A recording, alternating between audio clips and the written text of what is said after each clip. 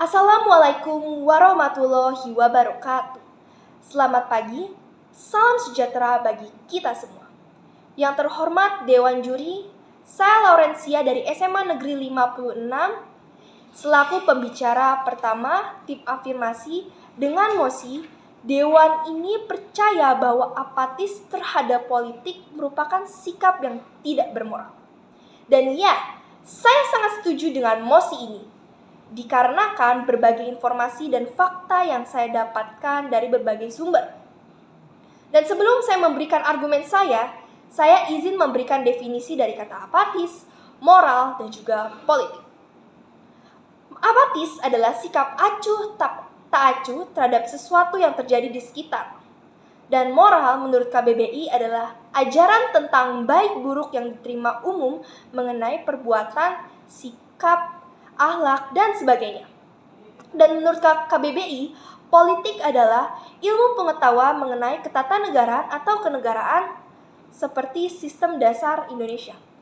Nah, apatisme ini bukan merupakan hal yang biasa lagi. Apatisme ini sudah ada dari sejak zaman dulu, bahkan pada zaman era reformasi. Dan memang apatisme politis ini merupakan hal yang masih trending juga untuk dibahas. Apalagi pada saat ini merupakan era informasi di mana setiap orang bebas mengakses informasi dan bebas juga menyuarakan pendapat di media sosial.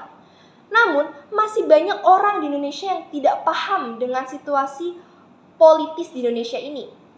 Dan lebih parahnya lagi, bukan hanya orang-orang awam, bahkan orang-orang terpelajar maupun mahasiswa masih tidak paham dengan perpolitikan di Indonesia ini. Seseorang yang bersifat apatis terhadap politik dan pemerintahan juga nggak bisa disalahkan sepenuhnya, karena ada banyak sekali berbagai faktor yang membuat seseorang memutuskan untuk bersifat apatis, tidak kenal terhadap calon dan rasa kecewa terhadap politik. Itu menjadi dalih yang paling kuat mendorong tumbuhnya sikap apatis. Bagaimana mungkin rakyat mau memilih pemimpin yang tidak mereka kenal?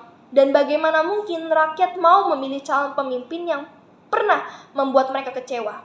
Misal, banyak sekali kasus-kasus yang terjadi di pemerintahan yang tidak diselesaikan oleh pemerintahan. Dan banyak sekali kasus-kasus yang tidak dapat ditangani dengan baik oleh pemerintahan. Sehingga hal ini menyebabkan tidak percayaan terhadap pemerintah. Jadi masyarakat tidak percaya terhadap pemerintah.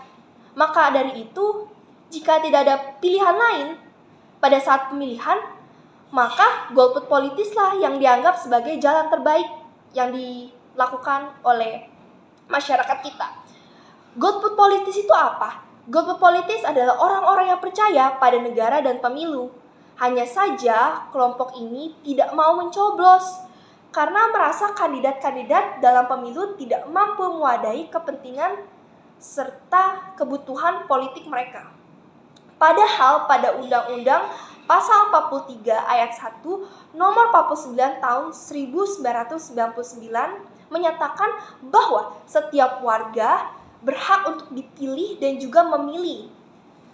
Dan berdasarkan persamaan hak melalui pemungutan suara yang langsung, umum, bebas, rahasia, jujur, dan adil sesuai dengan peraturan perundang-undangan.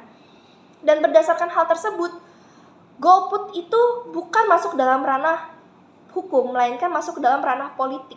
Dan hal ini yang menjadikan tidak bermoralnya, karena tidak bermoral seperti yang disebutkan tadi merupakan tindakan yang tidak berkenan. Sedangkan di sini dinyatakan pada pasal 43 ayat 1 nomor 39 tahun 1999 dinyatakan bahwa setiap warga negara berhak untuk dipilih dan juga memilih. Jadi setiap calon pemimpin negara itu berhak dipilih dan juga kita juga berhak untuk memilih. Jadi tidak boleh ada sikap egois dalam hal tersebut. Selanjutnya saya akan menyampaikan kesimpulan dari hal ini. Kesimpulannya adalah di zaman-zaman ini banyak sekali apatisme politis. Apatisme politis ini kadang terjadi akibat kekecewaan dari masyarakat kepada pemerintahan, karena banyak sekali kasus-kasus yang ditangani tapi tidak dapat ditangani dengan baik.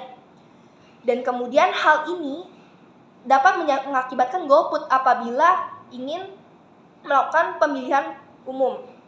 Dan golput ini merupakan tindakan yang tidak bermoral. Sekian dari saya, mohon maaf apabila terdapat kesalahan kata. Wassalamualaikum warahmatullahi wabarakatuh.